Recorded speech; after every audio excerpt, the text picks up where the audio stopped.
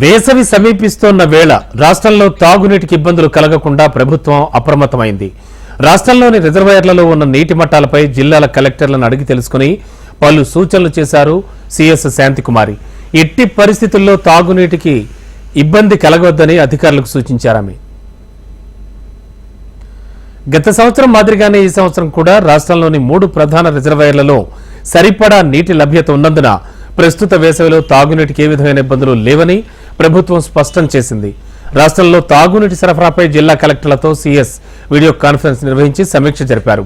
రాష్ట్రంలో తాగునీటి సమస్య తలెత్తకుండా ఇప్పటికే సమ్మర్ యాక్షన్ ప్లాన్ రూపొందించి జిల్లాలకు తగు నిధులను కూడా విడుదల చేశామని తెలిపారామె. రాష్ట్రంలో తాగునీటి సరఫరాకు ఏ విధమైన ఆందోళన చెందాల్సిన అవసరం లేదని తెలిపారామె. ఇప్పటికే బోరుబావుల షఫ్లింగ్, పైపుల మరమ్మతులు చేపట్టడం కూడా పూర్తి చేశామని వెల్లడించారు. నిర్వహణాపరమైన లోపాలను ఎప్పటికప్పుడు సవరించి నిరంతర నీటి సరఫరాకు ప్రత్యేక దృష్టి సారించాలని కలెక్టర్లకు ఆమె సూచించారు.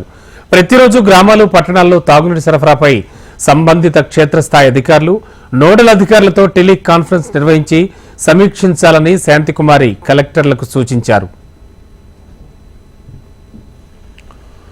వేసవి కార్యాచరణ ప్రణాళికలో భాగంగా మంజూరు చేసిన పనులన్నీ సకాలంలో పూర్తి చేసేలా ప్రత్యేక చర్యలు చేపట్టాలని ఆదేశించారు. ప్రధానంగా ఆపరేషన్, మెయింటెనెన్స్లపై ప్రత్యేక దృష్టి సారించాలని చెప్పారు.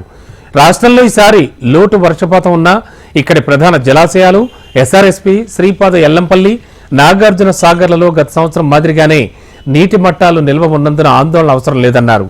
అయినప్పటికీ ప్రత్యామ్నాయ ఏర్పాట్లు కూడా రూపొందించుకోవాలని కలెక్టర్లను ఆదేశించారు.